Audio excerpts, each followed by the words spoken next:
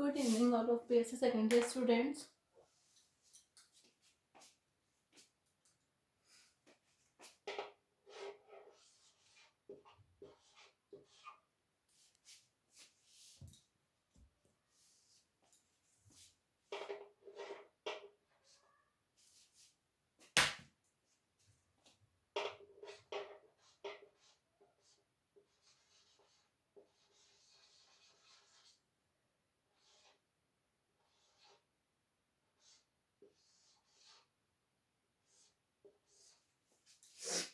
अपन बात कर रहे थे अबाउट रेस्पिरेशन.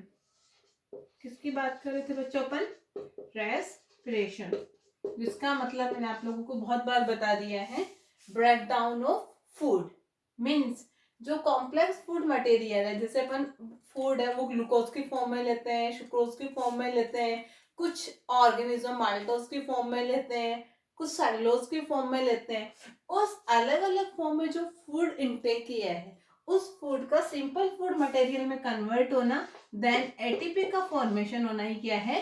अपने आप में रेस्पिरेशन. क्या है? अपने आप में रेस्पिरेशन, जिसमें अपन ने बात कर ली. ये ऑक्सीजन की प्रेजेंस में भी होता है, एब्सेंस में भी होता है. अब बार बार इन सारी चीजों को रिपीट करना आई थिंक बोरिंग है.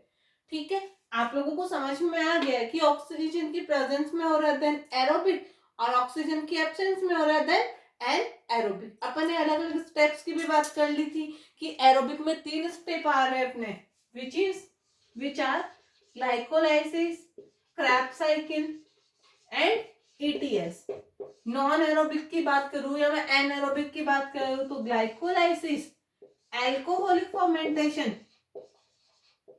And second is lactic acid fermentation. इनकी अपन बात कर चुके हैं. 2 एटीपी के मॉलिक्यूल बनते हैं ओवरऑल पूरी प्रोसेस में मिला के. यहाँ अपन ने बात की थी 36 और 38 एटीपी बनते हैं. मिनिमम मैं बात करूं 36 एटीपी बनेंगे, मैक्सिमम मैं बात करूं तो 38 एटीपी मॉलिक्यूल का यहाँ पे फॉर्मेशन होगा. ग्लाइकोलाइसिस अपन ऑलरेडी पढ़ चुके हैं, क्रेब्स साइकिल भी अपन पढ़ चुके हैं. अब अपन बात करते हैं आज अपने अबाउट ईटीएस के बारे में कि ईटीएस क्या होता है, कैसे काम करता है और इसमें होता क्या है. तो ईटीएस की मैं बात करूं तो मैंने आप लोगों को बताया था कि यहाँ पे ग्लाइकोलाइसिस में भी अपन ने देखा था, देन लिंक रिएक्शन में भी अपन ने देखा था, क्रेब्स साइकिल में भी अपन ने देखा है. अपने पास एनर्जी NADH2 की फॉर्म में बनती है, FADH2 की फॉर्म में बनती है, ठीक है, एटीपी की फॉर्म में बनती है. अब मैंने आप लोगों को बताया था कि जो बॉडी है वो ओनली एनर्जी को एटीपी की फॉर्म में एक्सेप्ट करती है. किस फॉर्म में एक्सेप्ट करेगी? ओनली एटीपी की फॉर्म में एक्सेप्ट करेगी. तो क्या अपन NADH2 और FADH2 को ऐसे ही जाने दे? नहीं जाने दे सकते, बहुत बड़ा नुकसान हो जाएगा. पता है ना, एक NADPH2 से कितने एटीपी बनते हैं? 3 एटीपी बनते हैं. तो अपन अपना इतना बड़ा नुकसान तो नहीं करवा सकते. FADH2 से 2 एटीपी बनते हैं, ये नुकसान भी अपन नहीं करवा सकते. अपन को पता है कितने सारे NADH2 अपने पास बन रहे थे, FADH2 भी बन रहा था. एटीपी से तो ओनली एक मॉलिक्यूल, एटीपी से एक ही एटीपी बनेगा, बट यहाँ देखो अपन को कितना गेन हो रहा है. तो इतना नुकसान नहीं करवा सकते. इसके लिए क्या किया जाता है? थोड़ी सी मेहनत और कर ली जाए. अगर अपन को अपना इतना एटीपी मिल रहा है तो 4 कदम आगे बढ़ाने में कोई हर्ज नहीं है सेल को. इसके लिए क्या किया जाएगा?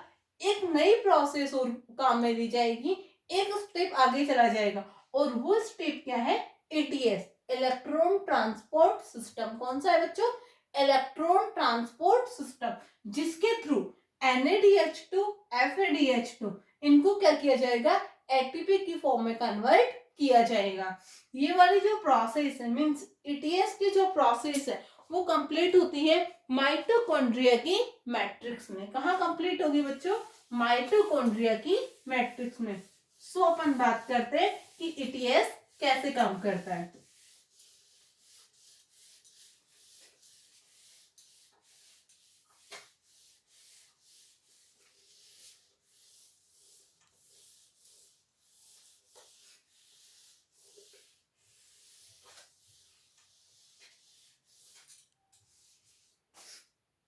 अब देखिए, मैंने आप लोगों को बताया था 4 कॉम्प्लेक्स प्रेजेंट होते हैं. Complex first, complex second, complex third and complex fourth. कौन कौन से प्रेजेंट थे? Complex first, complex second, complex third and complex fourth. इन चारों कॉम्प्लेक्स में एटीएस की प्रोसेस कंप्लीट होती है। तो अपन बात करते हैं कि ये कॉम्प्लेक्स कौन कौन से हैं। फर्स्ट जो कॉम्प्लेक्स है उसका नाम अपन ने दिया था, अपन ने क्या साइंटिस्ट ऑलरेडी दे चुके हैं, NADH डिहाइड्रोजिनेज। फर्स्ट कॉम्प्लेक्स कौन सा है बच्चों अपना? NADH dehydrogenase. ठीक है। जो सेकंड कॉम्प्लेक्स अपना है वो है succinate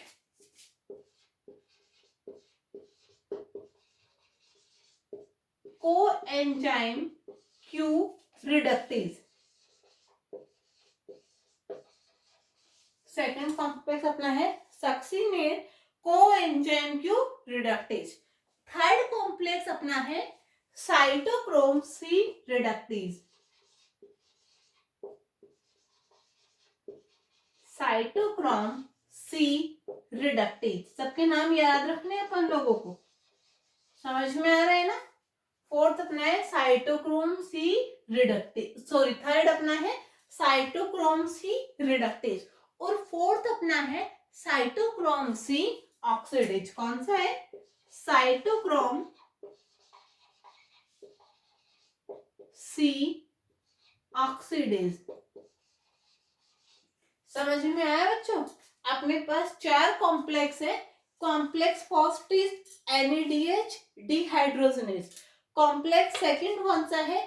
succinate coenzyme Q reductase. Third है अपने पास साइटोक्रोम C रिडक्टेज। फोर्थ अपने पास है साइटोक्रोम C ऑक्सीडेज। ये चारों कॉम्प्लेक्स क्या करेंगे? ETS की प्रोसेस को कंप्लीट करेंगे। आइए देखते हैं कैसे कंप्लीट होती है ETS की प्रोसेस। आई होप आप लोगों को समझ में आ रहा होगा कि कैसे रेस्पिरेशन हो रहा है, कैसे ग्लाइकोलाइसिस हुआ था, देन लिंक रिएक्शन हुई, उसके बाद में अपना क्रेब्स साइकिल हुआ और अपन कंप्लीट कर रहे हैं अब ETS।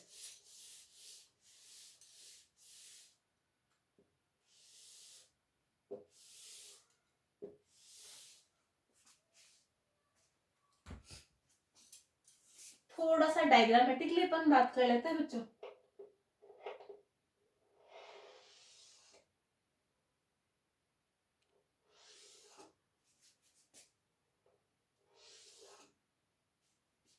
यहाँ पे ये जो बना रहे हो ये है अपनी माइटोकॉन्ड्रिया की मैट्रिक्स। क्या है ये? यहाँ पे माइटोकॉन्ड्रिया की मैट्रिक्स है। ठीक है। इन मैट्रिक्स के मैं नाम दूं तो ये वाली हो गई outer matrix, sorry outer membrane, और ये वाली हो गई अपनी इनर मेम्ब्रेन।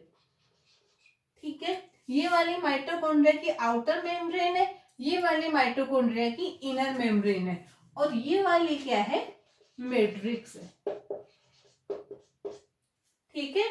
ये माइटोकॉन्ड्रिया की है आउटर मेम्ब्रेन, ये माइटोकॉन्ड्रिया की इनर मेम्ब्रेन, और ये क्या है? मैट्रिक्स है। अपन को पता है प्रोसेस कहाँ होती है? माइटोकॉन्ड्रिया की मैट्रिक्स में होती है। और जो अपने चार कॉम्प्लेक्स है NADH dehydrogenase, succinate coenzyme Q reductase, cytochrome C reductase, cytochrome C oxidase, वो चारों कॉम्प्लेक्स यहाँ प्रेजेंट होते हैं।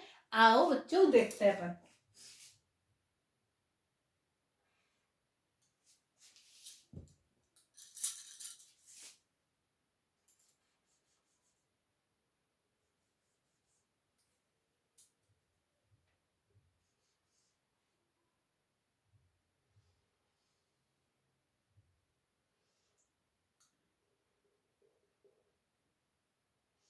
ये अपना कॉम्प्लेक्स फर्स्ट, ये कॉम्प्लेक्स सेकंड,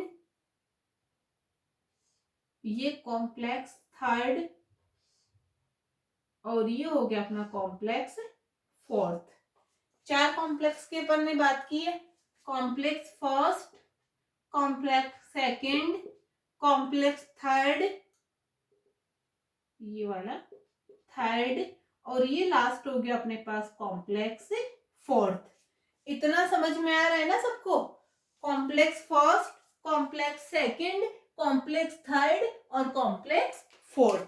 अब देखिए, मैं अपन ने बात की थी कि ग्लाइकोलाइसिस और क्रेब्स साइकिल में अपने पास एटीपी, NADH2 और FADH2 बन रहे थे। तो वो जो NADH, एटीपी की तो कोई दिक्कत नहीं है, एटीपी की फॉर्म में, यहाँ अपन एटीपी को कंसिडर नहीं करेंगे। अपना काम यहाँ क्या है, ओनली NADH2 और FADH2 को एटीपी में कन्वर्ट करना। तो देखिए यहाँ पे ये अपना पड़ा है NADH2, कॉम्प्लेक्स सेकंड के पास में है यहाँ पे FADH2, थर्ड के पास में NADH2 है और फोर्थ के पास में भी क्या है, NADH2 प्रेजेंट है। अब देखिए यहाँ पे रिडक्शन भी होगा, ऑक्सीडेशन भी होगा। तो आइए बात करते हैं वो प्रोसेस कैसे कंप्लीट होती है। NADH2 है, ये क्या करेगा, इलेक्ट्रॉन रिलीज करेगा, साथ में ही प्रोटॉन भी रिलीज करेगा। FADH2 भी क्या करेगा, इलेक्ट्रॉन रिलीज करेगा, साथ में प्रोटॉन रिलीज करेगा। फिर से NADH2 है, इलेक्ट्रॉन रिलीज करेगा, प्रोटॉन रिलीज करेगा। ये NADH2 भी क्या करेगा, इलेक्ट्रॉन रिलीज करेगा और प्रोटॉन रिलीज करेगा। कर दिया रिलीज, NADH2 ने इलेक्ट्रॉन प्रोटॉन रिलीज कर दिए, FADH2 ने भी इलेक्ट्रॉन प्रोटॉन रिलीज कर दिए, NADH2 ने फिर से इलेक्ट्रॉन प्रोटॉन रिलीज कर दिए और NADH2 ने फिर से क्या कर दिया, इलेक्ट्रॉन और प्रोटॉन रिलीज कर दिए।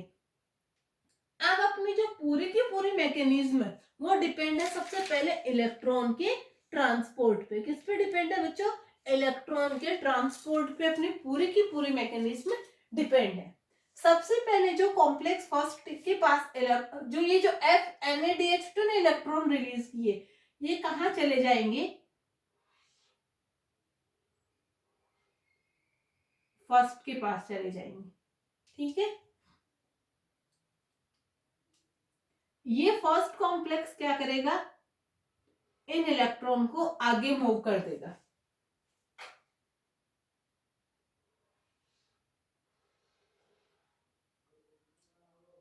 ठीक है, ऐसे ही FADH2 वाले इलेक्ट्रॉन भी यहां जाएंगे, यहां से कॉम्प्लेक्स थर्ड में चले जाएंगे, थर्ड से इलेक्ट्रॉन कहाँ चले जाएंगे, फोर्थ कॉम्प्लेक्स में चले जाएंगे। इस टाइप से इलेक्ट्रॉन का मूवमेंट हो जाएगा चारों कॉम्प्लेक्स की ओर, यानी फर्स्ट से सेकंड में। बात ही अपने इलेक्ट्रॉन ट्रांसपोर्ट की बात कर रहे हैं, तो ट्रांसपोर्ट होते जाएंगे फर्स्ट से सेकंड में, सेकंड से थर्ड में और थर्ड से फोर्थ में। हो गए अपने इलेक्ट्रॉन ट्रांसपोर्ट। अब देखिए यहाँ अपने इलेक्ट्रॉन ट्रांसपोर्ट हो गए, अब ये जो प्रोटॉन है इनका भी ट्रांसपोर्टेशन होगा। ठीक है, तो यहां से ये जो प्रोटॉन है, फर्स्ट कॉम्प्लेक्स वाले प्रोटॉन आ जाएंगे यहाँ अपने पास, थर्ड वाले भी अपने पास प्रोटॉन आ जाएंगे और फोर्थ वाले प्रोटॉन भी अपने पास यहाँ पे आउटर मेम्ब्रेन पे आ जाएंगे। क्या होगा, याद रखिएगा, सेकंड वाले जो अपने पास ये है इलेक्ट्रॉन प्रोटॉन है, ये FADH तो खुद अपने पास ही रखता है, ये प्रोटॉन कहीं पे भी ट्रांसपोर्ट एक बार नहीं हो रहे। ओनली कॉम्प्लेक्स फर्स्ट वाले, थर्ड वाले और फोर्थ वाले प्रोटॉन कहाँ आ जाएंगे, माइटोकॉन्ड्रिया के आउटर मेम्ब्रेन पे आ जाएंगे। क्या होगा, सारे के सारे प्रोटॉन कहाँ आ गए, माइटोकॉन्ड्रिया की आउटर मेम्ब्रेन पे आ गए। माइटोकॉन्ड्रिया की आउटर मेम्ब्रेन पे आने का मतलब है कि आउटर मेम्ब्रेन पे क्या हुआ, अब प्रोटॉन का ग्रेडियंट बन गया, यानी प्रोटॉन बहुत ज्यादा अमाउंट में बन गए। अब यहां से इस ग्रेडियंट को हटाना जरूरी है, नहीं तो प्रोटॉन बहुत सारे हो जाएंगे, आगे फिर ट्रांसपोर्टेशन नहीं हो पाएगा। देन इस प्रॉब्लम को कैसे सोल्व किया जाए, तो ध्यान से देखिएगा, यहाँ पे चार कॉम्प्लेक्स तो है ही है, इन चार के अलावा एक कॉम्प्लेक्स और पाया जाता है। यहाँ पे एक कॉम्प्लेक्स और पाया जाता है, इस कॉम्प्लेक्स का स्पेसिफिक नाम है और इसका नाम है F0F1 कॉम्प्लेक्स। क्या नाम है बच्चों, F0F1 कॉम्प्लेक्स इसे कहा जाता है। 4 कॉम्प्लेक्स तो अपन ने बात कर ली ऑलरेडी कि अपने पास 4 कॉम्प्लेक्स होते हैं, ठीक है। NADH डिहाइड्रोजिनेज, ठीक है, succinate, coenzyme Q reductase, cytochrome C reductase, cytochrome C oxidase, ये तो अपने पास है ही है। इनके अलावा अपने पास एक कॉम्प्लेक्स और है 5th नंबर का। कितने नंबर का कॉम्प्लेक्स है अपने पास? 5th नंबर का कॉम्प्लेक्स और है, जिसे बोल रहे हैं अपन F0F1 कॉम्प्लेक्स, ठीक है। इस 5th नंबर के कॉम्प्लेक्स का काम होता क्या है, ये जितना भी अपने पास प्रोटॉन का ग्रेडियंट बना है आउटर मेम्ब्रेन पे, क्या बना है अपने पास? आउटर मेम्ब्रेन पे प्रोटॉन का ग्रेडियंट बना है। ये क्या करेगा? F0F1 कॉम्प्लेक्स, ठीक है, ये कॉम्प्लेक्स क्या करेगा? इस एटीपी, इस प्रोटॉन के ग्रेडियंट को क्या करेगा? वापस से मैट्रिक्स की ओर मूव ऑन करवाएगा। क्या करेगा? मैट्रिक्स की ओर मूव ऑन करवाएगा। अब अपन यहाँ आउटर मेम्ब्रेन पे देखें तो प्रोटॉन ग्रेडियंट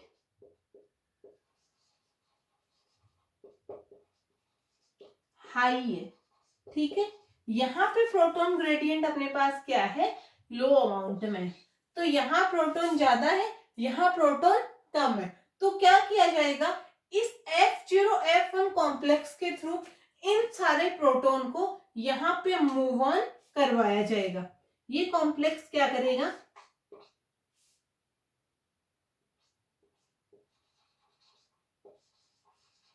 ट्रांसपोर्ट प्रोटॉन।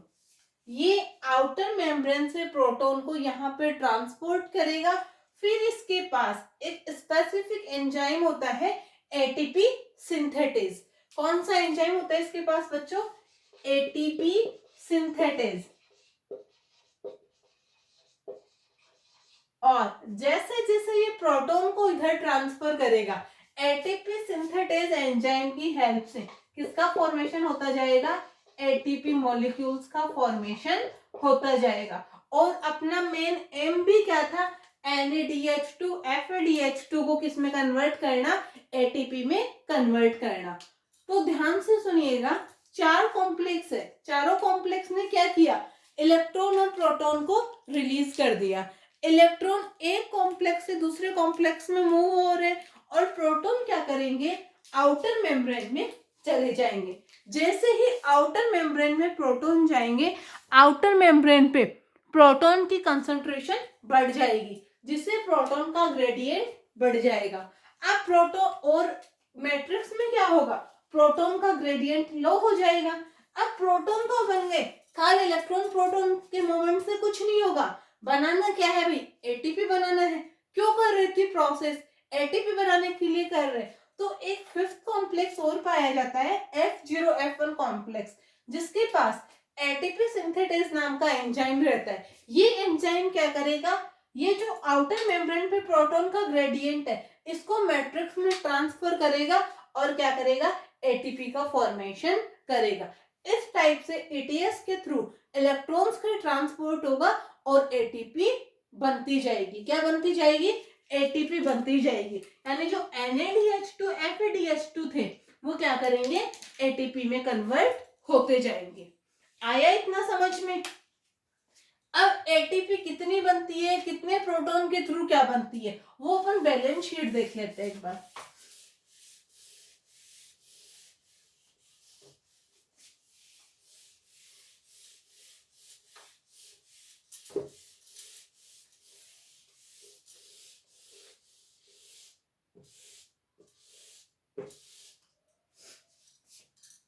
अब देखिए, 2 प्रोटॉन के थ्रू एक मॉलिक्यूल एटीपी का बनता है। कैलकुलेशन ध्यान से देखिएगा, याद रखिएगा। 2 प्रोटॉन से एक एटीपी बनता है। क्या होता है? 2 प्रोटॉन है, वो क्या करेंगे? एक एटीपी मॉलिक्यूल का फॉर्मेशन करेंगे, ठीक है। तो अपन को पता है कि जो एक NADH2 है, क्या है? एक NADH2 है, वो कितने मॉलिक्यूल एटीपी के बनाता है? 3 मॉलिक्यूल एटीपी के बनाता है। ठीक है, तो अपन को पता है एक एटीपी का फॉर्मेशन करने के लिए 2 प्रोटॉन चाहिए। अपन मेरे पास एक, मान लो एक NaDH2 है, एक NaDH2 से 3 एटीपी बन रही है, तो 3 एटीपी बनाने के लिए अपन को कितने प्रोटॉन चाहिए? 6 प्रोटॉन अपन को चाहिए। फिर से सुनिएगा कैलकुलेशन। अपन को एक बस इतनी सी बात याद रख लेना तुम लोग, 2 प्रोटॉन मिलके क्या करते हैं? एक एटीपी बनाते हैं। ठीक है, अपन को पता है एक NaDH2 से कितने एटीपी बन जाएंगे? 3 एटीपी बन जाएंगे। और एक एटीपी के लिए कितने प्रोटॉन का मूवमेंट होना जरूरी है? 2 प्रोटॉन का मूवमेंट होना जरूरी है। तो 3 एटीपी बन रहे हैं, इसके लिए कितने प्रोटॉन का मूवमेंट होना जरूरी है? 6 प्रोटॉन का मूवमेंट होना जरूरी है। और अगर मैं प्रोटॉन के पेयर की बात करूं, यानी कितने पेयर काम में आएंगे, तो 3 पेयर क्या करेंगे? एटीपी का फॉर्मेशन करेंगे। एक NaDH2 का ब्रेकडाउन हो, इसके लिए 6 अपन को चाहिए प्रोटॉन। क्यों? क्योंकि एक एटीपी के लिए 2 प्रोटॉन चाहिए, तो 3 एटीपी के लिए कितने प्रोटॉन हो गए? 6 प्रोटॉन अपने पास हो गए। ये कैलकुलेशन समझ में आई? वंस अगेन, एक एटीपी के लिए अपन को प्रोटॉन, कितने प्रोटॉन का ट्रांसपोर्ट करवाना होगा? 2 प्रोटॉन का। अपन को पता है NaDH2 से 3 एटीपी मिलते हैं, तो 3 एटीपी के लिए कितने प्रोटॉन हो गए? 6 प्रोटॉन अपने पास ओवरऑल हो गए। और प्रोटॉन के पेयर की बात करूं, तो अपन को पता है एक पेयर में 2 प्रोटॉन होंगे, तो पेयर कितने हो गए? 6 के हाफ कर लो, 3 पेयर अपने पास यहाँ पे काम में आएंगे। और इस टाइप से एटीपी का फॉर्मेशन बच्चों कंप्लीट होगा और NaDH2 FADH2 किसमें कन्वर्ट हो जाएंगे? देन एटीपी में कन्वर्ट हो जाएंगे। और यही अपना फाइनल एम था कि अपन NaDH2 को और FADH2 को एटीपी में कन्वर्ट करें, बिकॉज बॉडी एनर्जी को किस फॉर्म में एक्सेप्ट करेगी? एटीपी की फॉर्म में एक्सेप्ट करेगी, अदरवाइज बॉडी एक्सेप्ट नहीं करेगी। ये था अपना इलेक्ट्रॉन ट्रांसपोर्ट सिस्टम। क्या है अपने पास? Electron transport system.